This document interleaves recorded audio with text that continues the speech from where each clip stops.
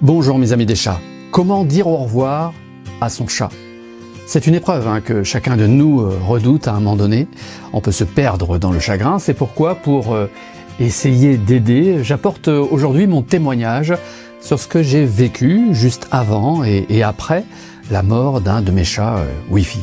Que ce témoignage puisse vous apporter quelques points d'accroche pour vous guider dans les derniers moments et le deuil d'un chat. Alors Wi-Fi n'était pas juste un chat, non, il était un compagnon de vie, de confidence, de rituel et de tendresse au quotidien. Vous m'en avez entendu parler si souvent depuis 2012. Raconter son dernier combat, c'est continuer en fait à faire vivre ce lien avec lui, honorer sa mémoire, c'est mon intention. C'est aussi tendre la main à celles et ceux qui un jour, comme moi, voient leur chat décliner.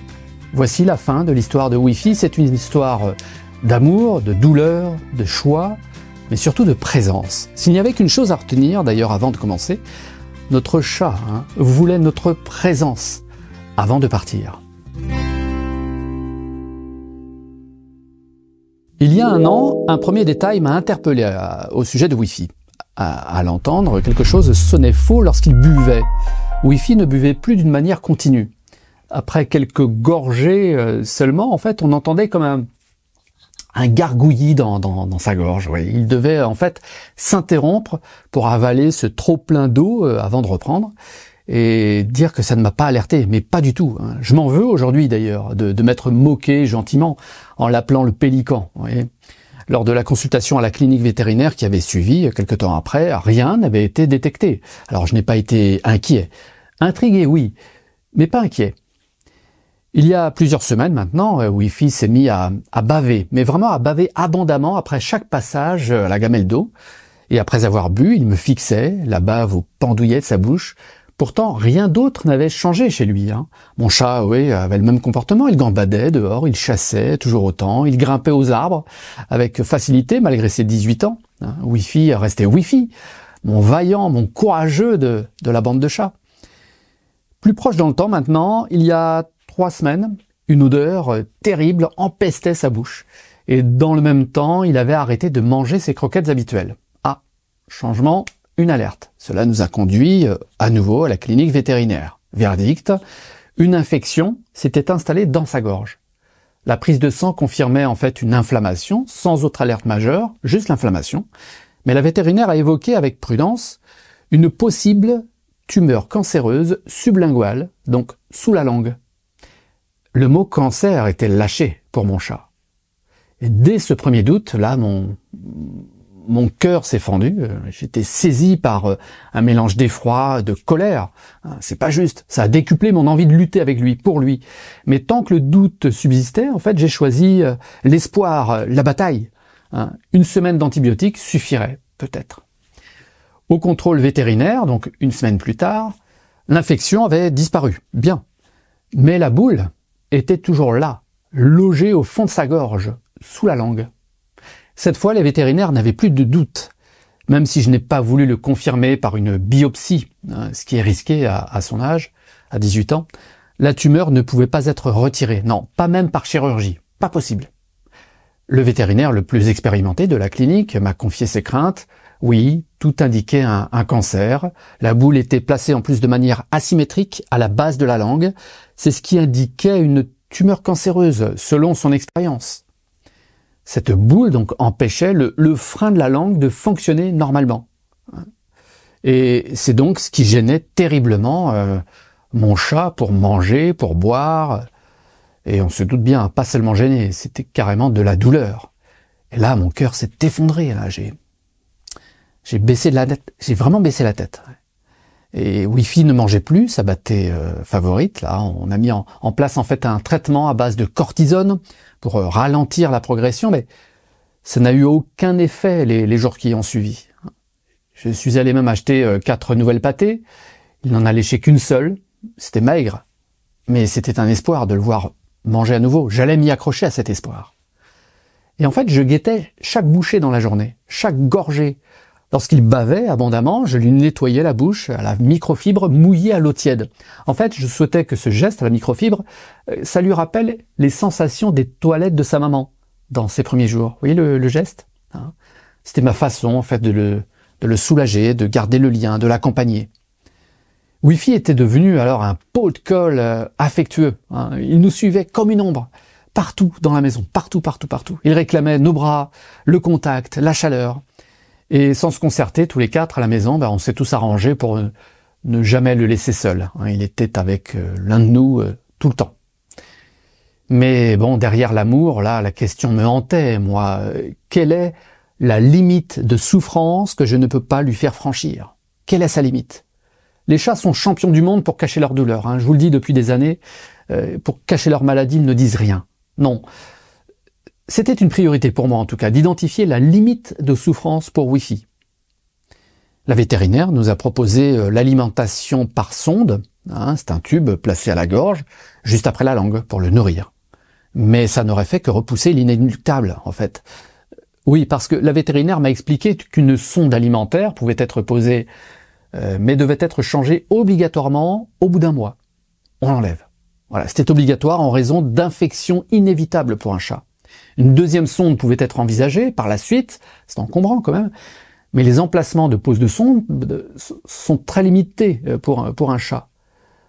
Et cette situation n'est donc, comme pour la cortisone, qu'un moyen de faire reculer un peu l'échéance inéluctable, la mort de mon chat Wi-Fi.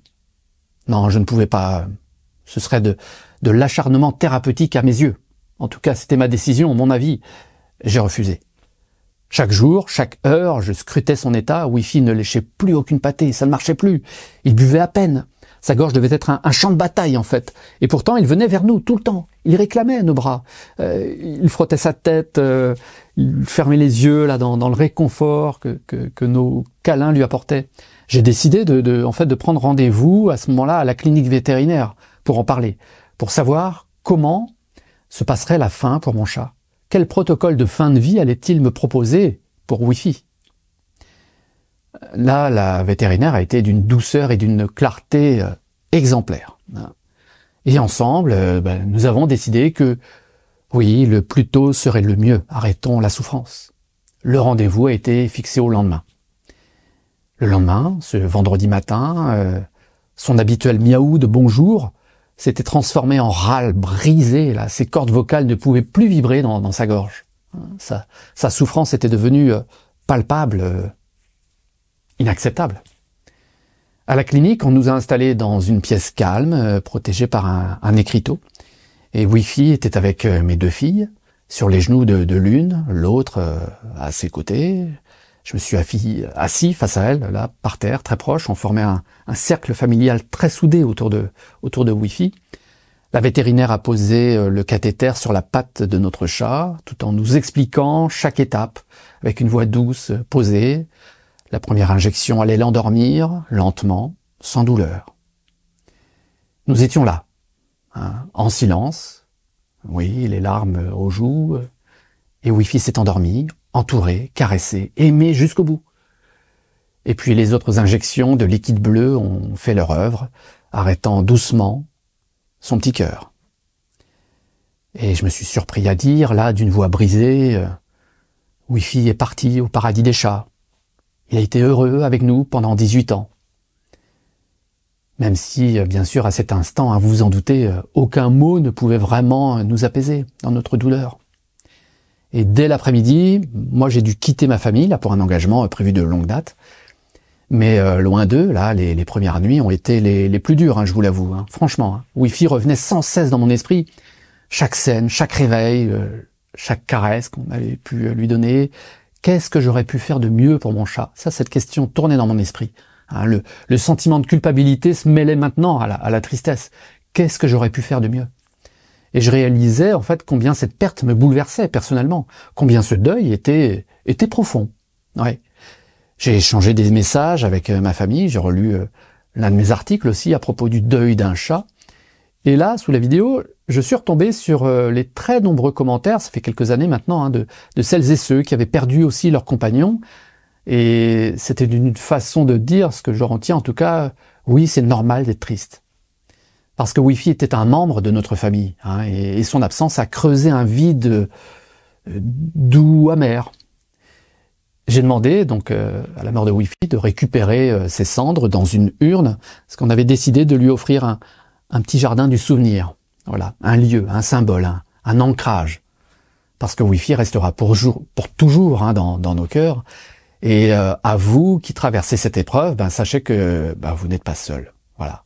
Je vous invite à parler, je vous propose de pleurer, d'écrire, de surtout aimer. Dites-le à votre chat, tiens, dès maintenant, c'est ce que je vous propose. Tant qu'il est là. Dites-lui merci. Dites-le à voix haute, avec vos mots à vous surtout, hein, pour qu'il l'entende et que vous aussi, vous l'entendiez également.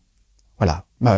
Pour l'exemple, je le dis ici, maintenant, Wi-Fi, merci pour toutes ces années, pour ta patience, pour ta tendresse, pour ton regard si doux. Tu as été un merveilleux compagnon, hein, tu le resteras dans nos souvenirs, dans nos cœurs, pour toujours.